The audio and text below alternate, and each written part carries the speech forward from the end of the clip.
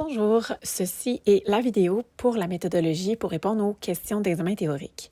Un examen de soins, c'est pas un examen ordinaire, c'est un examen qui essaie de le plus possible d'imiter les situations cliniques qu'on peut retrouver à l'hôpital. Donc, forcément, cet examen-là vient avec une vignette et il faut interpréter la vignette afin de répondre aux questions. Il y a 3 étapes, donc très important de commencer par lire la vignette correctement. Ensuite de ça, on lit la question correctement et on répond à la question correctement. Il y a des petits trucs pour chacune des 3 étapes. On va commencer avec la vignette. D'abord, l'âge et les antécédents. Comme par exemple dans la vignette contextuelle ici, l'enfant a 14 mois. C'est important de savoir qu'elle a 14 mois parce que si elle avait 4 ans, j'évaluerais pas son état neurologique de la même façon parce que l'enfant de 4 ans parle, tandis que l'enfant de 14 mois ne parle pas. Si elle avait 4 ans, je ne pourrais pas vérifier à l'aide de l'examen de sa fontanelle si elle est déshydratée ou en hypertension intracrânienne. Ensuite, elle a des antécédents de constipation. Ça aussi, je vais le prendre en considération dans mon jugement clinique. Donc, dans cette vignette-ci, c'est mentionné qu'elle a vomi puis qu'elle n'a pas fait de selle depuis 2 jours. Peut-être qu'elle a un problème avec son antécédent de constipation qui n'est pas bien géré. On surligne important les anomalies. Tout ce qui va apparaître comme étant anormal à son examen physique ou dans ses signes vitaux, il va falloir le surligner car ça va nous aider évidemment à aller chercher les éléments importants pour trouver le constat d'évaluation. Ce qu'on va surligner comme anomalie ici, ça serait le fait qu'elle serait endormie, le signe de Brudzinski qui est positif, les muqueuses sont humides, c'est rassurant, l'abdomen est distendu. Ça, c'est anormal. Puis, elle a une éruption cutanée. Ça aussi, c'est une anomalie. Donc, toutes ces anomalies-là, au fur et à mesure que vous les surlignez, vous allez essayer de les interpréter. Dans la vignette, parfois, il y a des événements précurseurs qui sont importants à prendre en considération. Par exemple, ici, la petite, elle vomit. Donc, la mère d'Eliane rapporte que la petite a vomi de façon projectile 2 fois pendant la journée. Qu'est-ce qui s'est passé avant? Donc, là, en ce moment, je me dis probablement que c'est des manifestations cliniques de méningite. Mais si la patiente n'avait pas vomi de la journée, que je débute un antibiotique et que là, elle se met à vomir, parce que là, il y a un changement, il y a quelque chose qui se passe juste avant une manifestation clinique, il faut que je le prenne en considération dans mon constat d'évaluation. Et c'est sûr que si j'ai juste de commencer un antibiotique et qu'immédiatement après, le patient commence à vomir, je vais penser davantage à une réaction anaphylactique. Donc, il faut prendre en considération qu'est-ce qui se passe dans la vie du patient juste avant que les manifestations cliniques débutent. Ces anomalies-là que vous surlignez sont très importantes à interpréter. Donc, il ne s'agit pas seulement que de les surligner, il faut vraiment interpréter chaque donnée. Ensuite, avec ces données-là, vous allez établir votre constat d'évaluation. C'est quoi un constat d'évaluation? C'est votre impression clinique. Qu'est-ce qui se passe avec le patient? Ici, elle a plusieurs manifestations cliniques. Il y en a qui sont vagues, comme la fièvre, par exemple, qui est très vague. Il y en a qui sont spécifiques. Par exemple, le Brudzinski, c'est une manifestation clinique qui est spécifique à la méningite. Donc, elle a plusieurs diagnostics probables parce que vomissement, hypoglycémie, fièvre, pour avoir n'importe quoi, comme par exemple une infection urinaire. Mais comme le Brudzinski est positif et que le Brudzinski est une manifestation clinique spécifique à la méningite, ça va être le diagnostic le plus probable, celui qui va ressortir de votre constat d'évaluation. Si le patient n'a aucune anomalie dans son examen physique et n'a que des antécédents, par exemple, si elle avait un examen physique impeccable avec des antécédents de constipation seulement, je pourrais dire qu'elle est à risque de constipation. Mais ce n'est pas le cas dans cette vignette-là. On a plein de manifestations cliniques. Alors, ça nous permet de dire que l'enfant a des diagnostics probables et le plus probable de ces diagnostics, c'est vraiment la méningite. C'est important de trouver ça avant même de lire les questions. Donc, c'est ça qu'on veut dire quand on parle de discriminer les manifestations cliniques spécifiques versus les manifestations cliniques générales. Il faut s'assurer de comprendre tous les mots. C'est super important parce que vous voyez ici, la clé, c'est le Brudzinski. Donc, si vous n'avez pas les bonnes terminologies, ça va être difficile d'interpréter l'examen physique du patient. Donc, ça, c'est pour la vignette. Maintenant, les questions. Important de lire la question, d'aller chercher c'est quoi la cible de la question. Qu'est-ce qu'on veut que vous répondiez? On va regarder un petit peu quelques trucs pour que vous tombiez pile poil sur la cible de la question. Premièrement, regardez le verbe. Le verbe est parfois au conditionnel. Par exemple, ici, si dans la vignette, c'était écrit « OK, le médecin suspecte une méningite », puis que la question, c'était « Quelle manifestation clinique pourrait-elle présenter ?» Comme le verbe est au conditionnel, on cherche des choses qui ne sont pas dans la vignette. Donc, il faut aller mobiliser dans votre mémoire les manifestations cliniques de la méningite et surtout pas répéter ce qui est déjà dans la vignette. La cible de la question, c'est de vérifier vos connaissances par rapport aux manifestations cliniques de la méningite, par exemple. Si le verbe est au présent, même question, mais au présent. Quelle manifestation clinique présente-t-elle par rapport au diagnostic de la méningite? Bien là, c'est là qu'il va falloir parler du Brudzinski positif. C'est là qu'il va falloir parler des vomissements projectiles. Mais évidemment, vous n'allez pas parler de l'éruption cutanée squameuse qui n'a aucun rapport avec la méningite. Bref, quand le verbe est au présent, on veut que vous alliez chercher spécifiquement dans la vignette qu'est-ce qui vous fait penser à une méningite, par exemple. Le mot prioritaire est toujours implicite dans la question. Par exemple, quand on demande « c'est quoi votre constat d'évaluation », c'est sûr que cet enfant-là, c'est possible qu'elle soit constipée. Ça se peut, elle a des antécédents. Elle vomit puis elle n'a pas eu de selle depuis 2 jours. Mais c'est clairement pas le constat d'évaluation prioritaire pour cet enfant-là. C'est clairement la méningite. C'est la méningite qui va la mettre le plus en danger. Quand vous lisez une question, pluguez quelque part le mot prioritaire. Quel est le constat d'évaluation prioritaire pour cet enfant? C'est pas la constipation, c'est la méningite. Ensuite, parfois, on vous demande une intervention. Une intervention, c'est quelque chose qui change l'état du patient.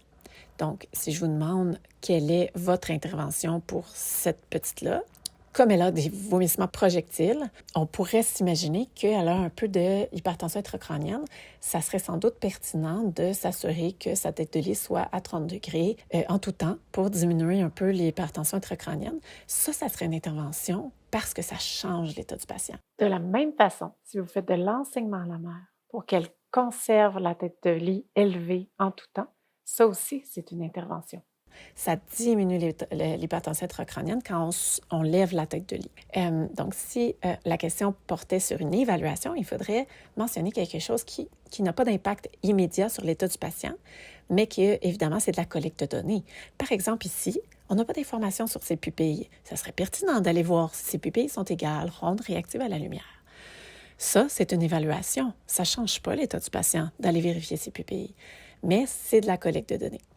Et encore une fois, c'est de la collecte de données prioritaire parce que son état est lié à son état neurologique. Une question qui concernerait, par exemple, l'examen physique. Donc, quelque chose comme compléter votre examen physique. Avant de répondre à cette question-là, vous n'avez pas le choix d'avoir fait votre travail lors de votre lecture de vignette pour trouver le constat d'évaluation. Si vous n'avez pas votre constat d'évaluation, vous ne saurez pas quoi regarder sur le patient. Donc, quel est votre constat d'évaluation? Et encore mieux, quel est votre constat d'évaluation prioritaire?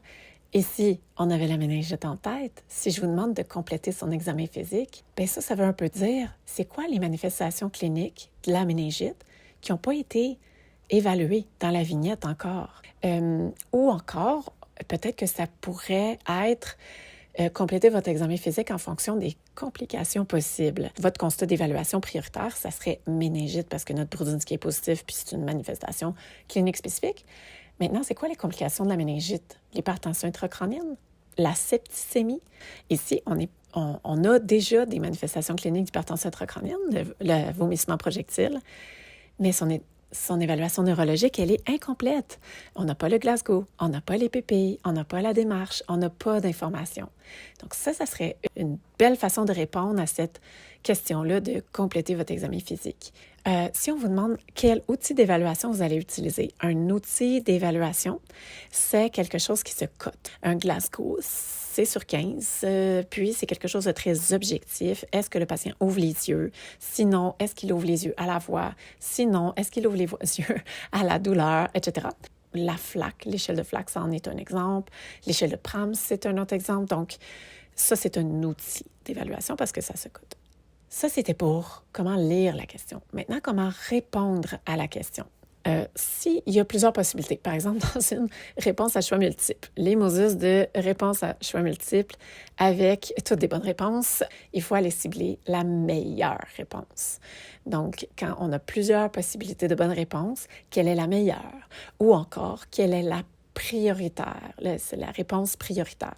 Donc, ça, c'est pour les choix multiples. Si on vous demande une intervention, prioriser l'intervention en fonction de l'ABC.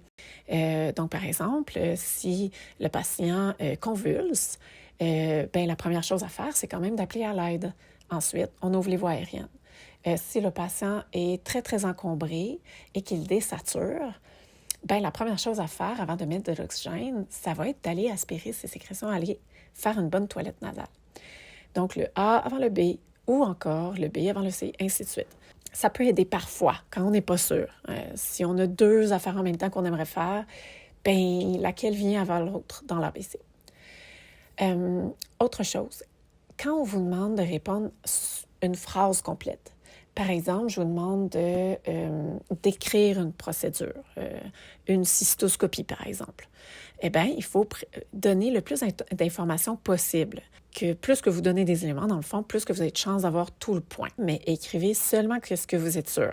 Parce que si vous mettez des fausses informations dans votre réponse, ça peut vraiment jouer contre vous. Donc, assurez-vous d'être sûr de ce que vous écrivez quand même. Si on vous demande une directive infirmière, essayez le plus possible que ça respecte la méthodologie du PTI. Par exemple, pour Eliane, je mettrais de élever la tête à 30 degrés, ou je pourrais mettre des signes neurologiques aux 4 heures, au besoin. Quand vous répondez à une question, assurez-vous d'utiliser la terminologie médicale juste. La contraction utérienne, c'est pas une crampe, c'est une contraction utérienne. Idéalement, si vous êtes capable de, au lieu de dire un nez qui coule, utilisez le mot rhinorrhée. Si vous parlez d'un patient qui bave abondamment, c'est une hypersialorrhée. Assurez-vous que vos justifications soient claires. Parfois, il y a des questions comme ici, je pourrais vous demander quel enseignement faites-vous à la mère et justifier votre réponse.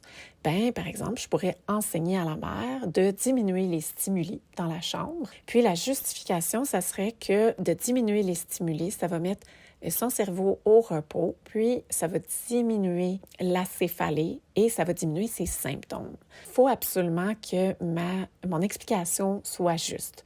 Si je dis que ça serait bien de diminuer les stimuli, puis que vous m'inventez quelque chose du genre ça la met moins à risque d'hémorragie cérébrale, ça n'a pas vraiment rapport. Si vous vous trompez dans votre justification, malheureusement, même si la proposition de base était bonne, vous n'aurez pas votre point. Donc, réfléchissez comme il faut aux justifications. Parfois, on est tout content d'avoir trouvé la bonne réponse, puis on s'embrouille un peu dans les justifications. Prenez votre temps pour faire des bonnes justifications qui ont du sens là, cliniquement. Aussi, toujours répondre, même si vous n'êtes pas certain de la réponse. On aime mieux quelque chose qui n'a pas rapport qu'une ligne vide. Vous êtes sûr de ne pas avoir le point si vous ne répondez rien, tandis que parfois, votre intuition est bonne. Hein? Donc, allez-y avec votre intuition, puis advienne que pourra. Le nombre de lignes, quand on demande une explication qui a 2 lignes, ça va être une courte explication. Quand on met 5 lignes, bien, dites-vous que si vous avez écrit juste 2-3 mots, c'est probablement insuffisant pour avoir le point. Puis finalement, faites attention quand vous répondez, ça revient un peu avec la terminologie médicale, mais utilisez pas d'outils mnémotechniques pour répondre. Un CCMS Pro, ça n'existe pas, c'est pas un mot, c'est un signe neurovasculaire. C'est un peu la même chose avec le MARCEF. Si vous parlez d'un MARCEF à quelqu'un, il va vous regarder avec des yeux de chevreuil. Ça veut rien dire. Un MARCEF, c'est une évaluation respiratoire. Donc, faire attention de bien utiliser les bons mots. Voilà, je pense qu'avec ça, ça devrait être pas si mal. J'espère que vous avez apprécié l'outil et la courte vidéo. Merci, bye bye!